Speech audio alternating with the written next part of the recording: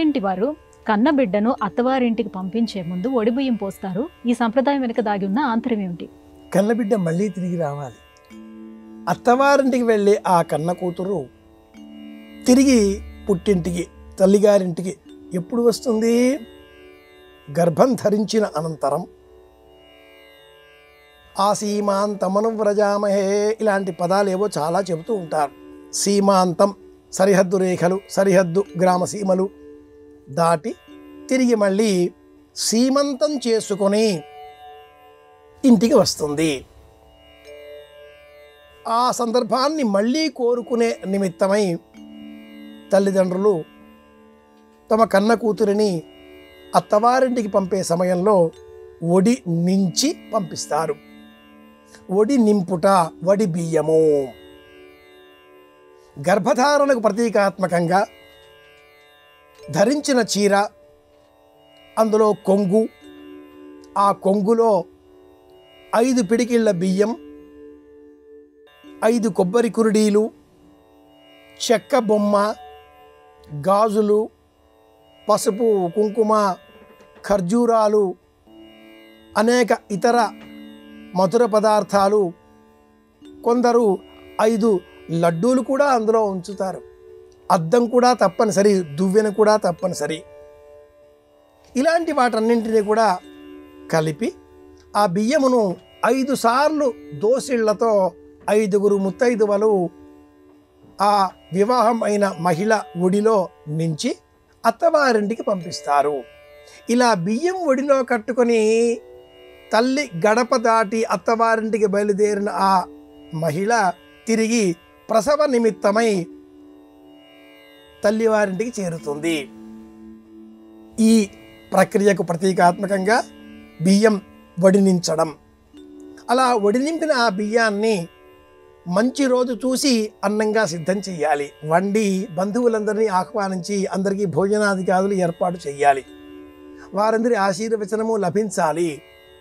కట్టుకున్న చీర ఒడిలోనే కష్టం కనుక ప్రయాణ సమయాలలో ఉపవస్త్రంగా మరి ఒక వస్త్రాన్ని భుజంపై నుంచి వేసి ఆ వస్త్రంలో ఈ బియ్యమును పోసి ముడిగా మూట వేసి దేవతార్చన చేసే సమయం ఆ స్థలం దగ్గరికి వెళ్ళి నమస్కారం చేసి ఆ బియ్యమును, ఆ మూటను అలాగే ఉంచి ప్రయాణం పూర్తి చేసిన తర్వాత అత్తవారింటి లోనికి కాలు పెట్టే సమయంలో తిరిగి ఆ అమ్మాయి వధువు, మహిళ, గృహిణి ఆ బియ్యం మూటను చేతిలో పట్టుకొని ఒడిలో పెట్టుకొని కుడికాలు లోన పెట్టి ఇంటిలోనికి ప్రవేశించి దేవతార్చన చేసేటటువంటి చోట ఆ మూట ఉంచి నమస్కారం చేస్తుంది.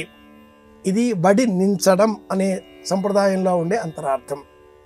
సంతానానికి ఇబ్బందులు కలిగినా, సంతానానికి దుఃఖం కలిగినా, సంతానానికి ఏ విధంగా ఇబ్బందులు వచ్చినా కూడా గ్రామ దేవతలకు, అమ్మవార్లకు కూడా ఒడినించడం అనే ఆచారాన్ని మనం గమనిస్తూ ఉంటాం. ఈ పుట్టింటి నుంచి అత్తవారింటికి అమ్మాయిని పంపించే సమయంలో అమ్మాయి తల్లిదండ్రులు పాటించే మరి ఒక ఆచారం కూడా ఉంది.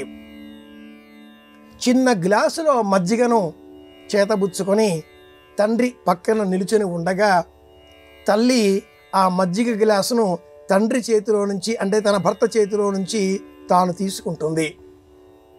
గడప దాటి బయటకు కాలు పెట్టే సమయంలో కూతురు తన తల్లి కడుపుకు ఆ మజ్జిగ ఇలా సవ్య ఆకారంలో రాచి ఆ గ్లాసు మజ్జిగని చేతబుచ్చుకొని గడపలో నుంచి కాలు బయటికి పెడుతుంది. తల్లి కడుపు చల్లగా అని అర్థం. కుంతీదేవికి 100 మంది కుమారులు. 100 మందిని భీమసేనుడు అంతం చేశాడు. 100 మందిని ఒక్క భీమసేనుడే. స్త్రీ పర్వంలో కుంతీదేవి కరుణాద్ర దృక్కులతో ఉత్తరని చూస్తూ ద్రౌపదిని కూడా బాధాకరంగా దుఃఖంతో చూస్తూ, కన్న తల్లికి కలిగే వేదన, దుఃఖం నీకు తెలుసును. 100 మందిలో ఒక్కడు నీకు మంచివాడు కనిపించలేదా? ఒక్కడిని విడిచిపెట్టకూడదా అంటూ భీముడిని నిలదీసే సమయంలో ఆ కుంతీదేవి చెయ్యి కడుపు పైకి వెళుతుంది. తల్లి కడుపు చల్లగా. పొరపాటుగా కూడా మగవారు మహిళలను దూషించకూడదు. ఏ మహిళ అయినా కన్న తల్లితో సమానం అనే ఆలోచన చెయ్యాలి. కూతురు కావచ్చు, సోదరి కావచ్చు, అక్క కావచ్చు, అమ్మ కావచ్చు, మహిళలో దేవతను చూడాలి. ఈ చల్లదనం కోరి వడిబియ్యం ఒక ఆచారం, తల్లి మజ్జిగ ఒక ఆచారం, చల్లదనం.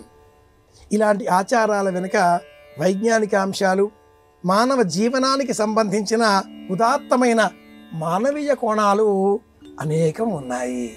ఇది విషయం. ఇది మానవీయ కోణాలలో నుంచి ఆలోచించవలసిన అంశం.